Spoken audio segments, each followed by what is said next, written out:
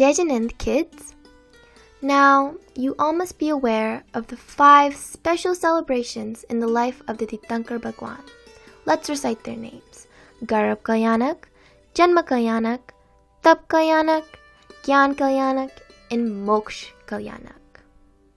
The previous video illustrated the amazing grand celebrations that take place during the pregnancy when the Tirthankar soul manifests itself in the womb of the human mother from the heavens. Then comes the birth celebrations when the Tirthankar is born. Today's story is about the adulthood of Tirthankar Rishabhnath. Adult Rishabhnath becomes the king of Ayodhya. He worked excellently and was committed towards the welfare of his subjects. One fine day, he was sitting with all the ministers of his palace, enjoying the dance of the most beautiful demigod dancer named Nilanjana. During the dance performance, Nilanjana died. However, Nilanjana still seemed like she was dancing. Do you know how? Well, the king of the demigods, Swadharma Indra, sent another beautiful demigod dancer similar to Nilanjana, so that no one found out about the death of Nilanjana. However, Tirthankar Rishabhnath knew. But how? Well, do you remember that a Tirthankar has 3 types of super knowledges? Beyond memory, beyond intelligence, and beyond time. So, from that super powerful timeless knowledge, he found out. By analyzing the situation, he felt like the whole universe is unstable. He thought that everyone is mortal, that those who are born will eventually die. So he thought to himself, why shouldn't I work on the enlightenment of my soul? He attained the feelings of being detached from all worldly pleasures. So what is this feeling of being detached? Well, detachment means the feeling of giving up interest in all the worldly pleasures and activities, and to make up the mind to set the soul free of all karmas and become a pure soul. When he was thinking of all this, all the demigods found out. Do you know how? Well, there is a 5th heaven, and there is a special group of demigods called Lokantic demigods. As Rishabhdev attained detachment, the throne of these demigods began to quake and vibrate. Then these demigods arrived near Rishabhdev from the heavens, and Rishabhdev's detachment from worldly pleasures strengthened even more. All the other demigods from the heavens also arrived near Rishabhdev and performed cleansing rituals with water from the Milky Way or Kshir Sagar. Do you know about Kshir Sagar? Tirthankar baby was born. The demigods performed its cleansing rituals with 1008 pots of water from the Kshir Sagar.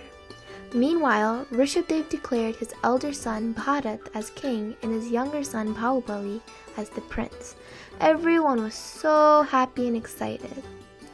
On one side of the palace was the incarnation of King Bharat, and on the other side was the celebration of Rishabhdev's penance. Rishabhdev asked for permission from his parents and left towards the jungle for penance in the palanquin. So, kids, did you see that although Rishabhdev was king of Ayodhya, he still respected his parents all the time? Before going anywhere, he always asked them. So, kids, whatever we do, we should always consult our parents first.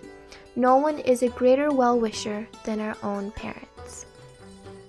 So, Rishabhdev's palanquin was decorated with colorful flags, precious gems, and small bells, so that whoever listens to the ringing should participate in this celebration too. Various demigods and people got involved in carrying Rishabhdev's palanquin. For the first 7 steps, King Bharat carried the palanquin. For the next 7 steps, the great kings with flying superpowers carried the palanquin. Then, the demigods carried the palanquin. Everyone was feeling so blessed and lucky. Kids, have you ever seen any deity's palanquin being carried by the devotees in the mandir? Same were the feelings of everyone here. Next time you should also have such feelings of devotion when you see the palanquin of Bhagwan in temple. So all the demigods cheered, chanting Jai, Jai, Jai, and were bestowed beautiful flowers from the wish-filling trees or kalparuksh, so that it seemed like it was raining flowers. These wish-filling trees are trees that fulfill all our wishes. Gradually, the palanquin reached a nearby jungle. The jungle was filled with the fragrance of flowers. There were small attractive stages where the demigoddesses were performing dances. In the middle of the jungle was a precious moonlit rock arrangement. Rishabdev got off the palanquin and sat on the rock. He saw everyone with a smiling face and removed all of his ornaments and clothes. He also removed his hair from his head. Kids, have you ever seen any Jain Muni removing all of his hair from his head? They don't use scissors, but remove the hair with their bare hands. So, Rishabdev, after removing the hair with his hands, stood facing the east direction and bowed down to the Siddhas and vowed to give up all worldly pleasures. He attained the fourth omniscient knowledge superpower of beyond mind, Man Prayai. We previously told you about the three omniscient knowledge superpowers, Matigyan, Shritgyan, and Avadhigyan. The fourth is Man Prayai Gyan. In this omniscient knowledge, one can accurately know what is going on in another person's mind. So, this special superpower knowledge can only be attained by saints. So, when Saint Rishabdev began to meditate in the forest, he performed meditation in a standing posture for many days. He remained blissful in meditation. After his long meditation and penance, he achieved something very precious. Can you guess what? To know, you'll have to watch our next video. Jai Jinendra.